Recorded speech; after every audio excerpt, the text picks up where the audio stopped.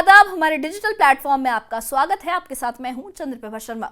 हम बात करेंगे एक ऐसी खबर की जो हिमाचल प्रदेश के लिए नहीं बल्कि पूरे देश के लिए एक सख्त चेतावनी है।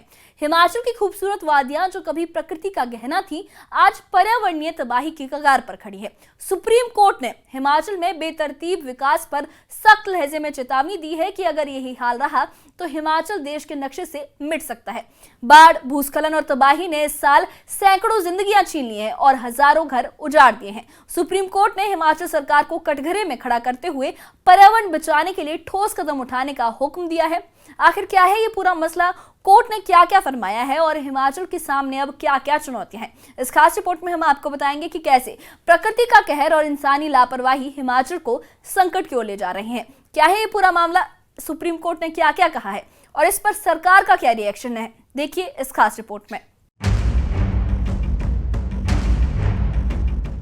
हिमाचल प्रदेश में प्रकृति का कहर थम नहीं रहा। बाढ़ और भूस्खलन से इस साल सैकड़ों जानें गईं, हजारों घर तबाह हुए। सुप्रीम कोर्ट ने सख्त चेतावनी दी है कि यदि बेतरतीब विकास जारी रहा तो हिमाचल देश के नक्शे से गायब हो सकता है।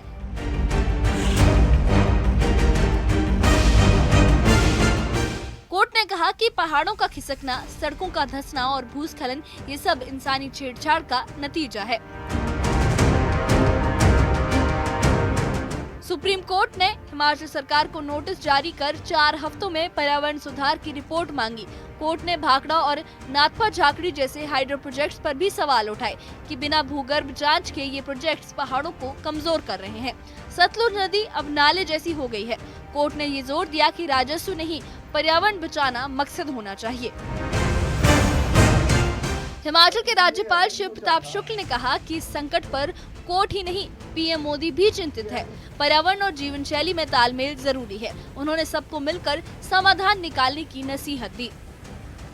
हाँ, वो उससे संबंधित जज के अपने वर्डिक्ट थे, और लेकिन मुझे लगता है कि जो बात मैंने माननीय प्रधानमंत्री जी के लिए भी बताई है कि सबकी इस बात की चिंता है कि अगर यहाँ के रहन सहन में बदलाव नहीं किया गया तो निश्चित रूप से यहाँ पर काफ़ी नुकसान होगा।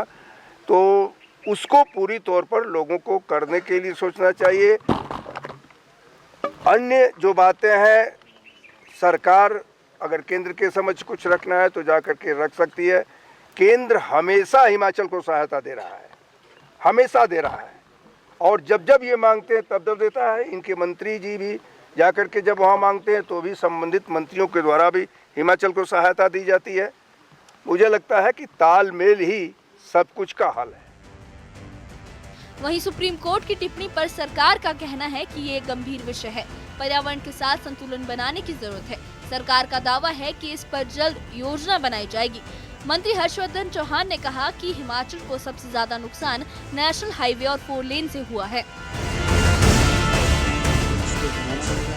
एनवायरनमेंट में और डेवलपमेंट में एक बैलेंस बनाने की तो जरूरत है, मगर अब हमारा हिमाचल प्रदेश के जो हिल्स हैं, जैसे हिमालयाज़ है, ये जो हिमालयाज़ है, ये बहुत फ्रेजाइल है। अब इसके साथ अगर छेड़छाड़ की जाएगी तो निश्चित रूप में नुकसान होगा। अब हिमाचल प्रदेश को सबसे ज़्यादा नुकसान जो है वो जो नेशनल हाईवेज़ जो 4 लेन्स बन रहे हैं, चाहे वो शिमला सोलन परवाणू वाला नेशनल हाईवे है, चाहे मेरे चुनाव क्षेत्र में भी पौंटा हाटकोटी हाईवे 2 लेन बन रहा है, पठानकोट मंडी है, मनाली किरतपुर मनाली वाला नेशनल हाईवे आप देख सकते हो। जहाँ जहाँ ये बने हैं वहाँ पे भारी नुकसान लोगों की सरकारी प्रॉपर्टीज़ को भी हुआ है, लोगों के मकानों को भी हुआ है, और इस तरह से ये पहाड़ों को 90 डिग्री एंगल पे पहाड़ों को रोड्स बनाई जाती है जिससे नुकसान होता है। नेशनल हाईवे तो बना के चले जाते हैं, मगर कई वर्षों तक जो है वो पहाड़ गिरता रहता है, रोड्स ब्लॉक होती है, गाड़ियों को और लोगों को नुकसान होता है।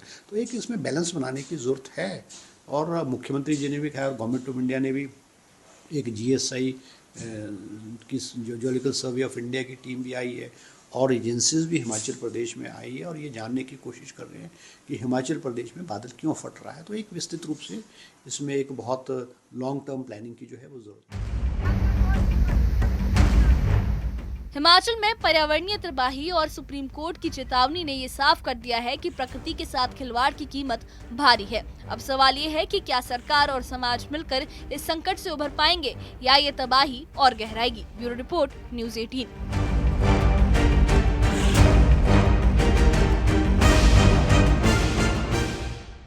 कल जो है सुप्रीम कोर्ट में जो है हमारे माननीय जो जजेस हैं उन्होंने जो है वो टिप्पणी की है और सभी पेपरों में वो आया हुआ है हिमाचल के बारे में, क्योंकि हिमाचल प्रदेश में जिस प्रकार से पिछले कुछ सालों से नुकसान हो रहा है, बादल फट रहे हैं, आपदाएँ आ रही हैं और बहुत सारी जान माल का नुकसान भी हो रहा है, उस तरह से ये नेशनल न्यूज़ जो है हिमाचल प्रदेश कुछ अरसों से बना हुआ है और ये एक बहुत गंभीर इशू है। मगर प्रश्न ये है कि अब हिमाचल प्रदेश के विकास को तो नहीं रोका जा सकता है।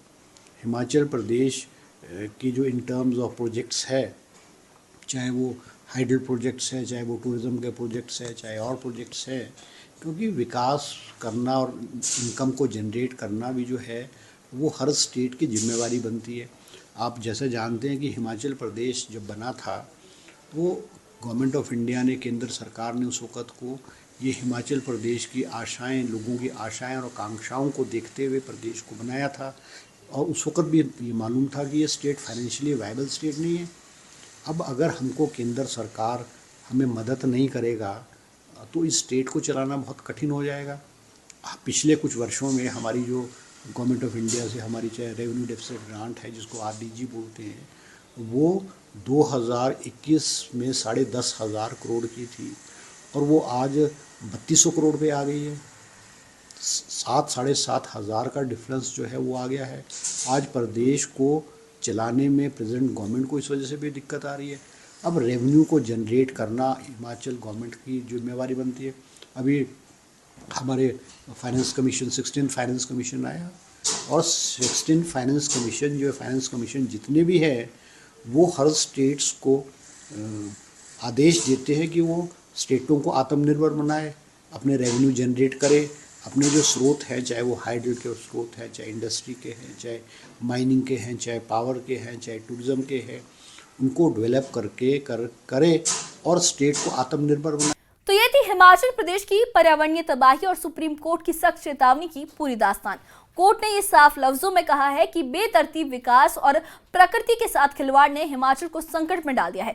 बाढ़ और भूस्खलन की त्रासदी से लेकर सतलुज नदी के नाले बनने तक ये सब इंसानी गलतियों का नतीजा है। सुप्रीम कोर्ट ने सरकार को 4 हफ्तों में पर्यावरण सुधार की रिपोर्ट पेश करने का हुक्म दिया है, तो वहीं राज्यपाल और सरकार ने भी इस मसले पर गंभीरता दिखाने का वादा किया है। मगर सवाल वही है, क्या हम वाकई प्रकृति के साथ तालमेल बिठा पाएंगे? क्या हिमाचल की खूबसूरती को बचाने के लिए समाज और सरकार एकजुट हो पाएंगे या ये तबाही और गहराएगी? इस खबर ने हमें ये सोचने पर मजबूर कर दिया है कि पर्यावरण का सम्मान करना कितना जरूरी है। आप इस मसले पर क्या राय रखते हैं? हमें कमेंट बॉक्स में अपनी राय जरूर बताइए और इससे जुड़े अपडेट्स के लिए और ऐसी ही खबरों के लिए हमारे चैनल के साथ बने रहिए। हमारे चैनल को सब्सक्राइब करिए। शुक्रिया।